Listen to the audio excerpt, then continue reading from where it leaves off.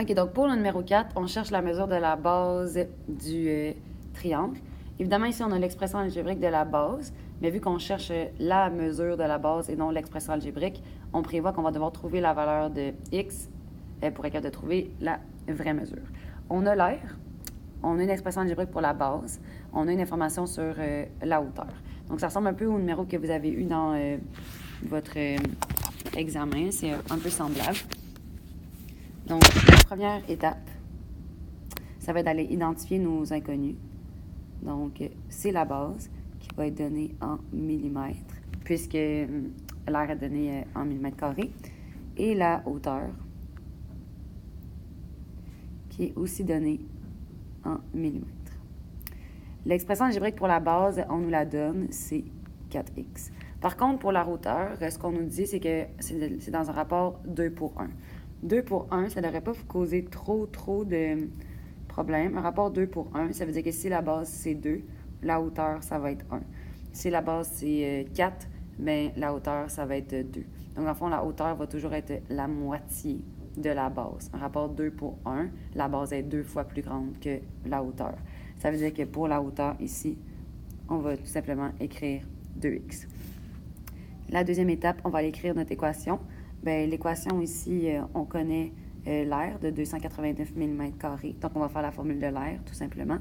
L'air d'un triangle, ça va être base fois hauteur divisé par 2. Donc, je vais commencer par ça. L'air est égal à base fois hauteur divisé par 2. Et je vais tout simplement substituer ce que je connais. Donc, l'air, c'est 289. La base, c'est 4x. La hauteur, c'est 2x. Et je divise le tout par 2. Donc, maintenant que j'ai mon équation, je vais aller faire ma troisième étape, qui va être d'aller trouver x. Donc, je vais aller trouver la valeur de x. Je vais aller recopier mon équation, qui est 289, qui est égale à 4x multiplié par 2x, et le tout divisé par 2. Moi, je fais la multiplication au numérateur en premier. Il y aurait d'autres façons de procéder, évidemment.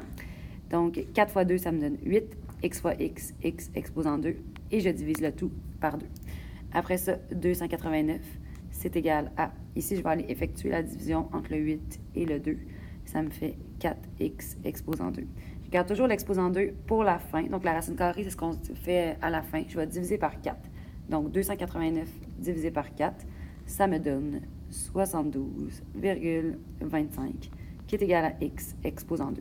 Je n'ai pas terminé. Pour annuler un exposant 2, l'opération inverse, c'est une racine carrée. Donc, racine carrée de 72,25, ça me donne mon x qui est égal à 8,5 ici. Encore une fois, je l'ai souvent répété, mais il n'y a rien dans mon triangle qui mesure 8,25. 8,25, c'est tout simplement par combien je dois multiplier le 4 pour obtenir ma vraie base. Donc, détermine la mesure de la base de ce rectangle. Il nous reste, non, du triangle, je m'excuse. Il ne reste pas grand-chose à faire. Donc, la quatrième étape,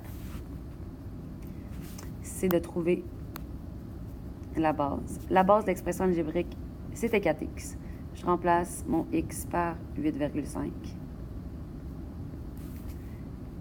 Et à partir de ce moment-là, je fais 4 fois 8,5, qui me donne 34 mm. Et voilà.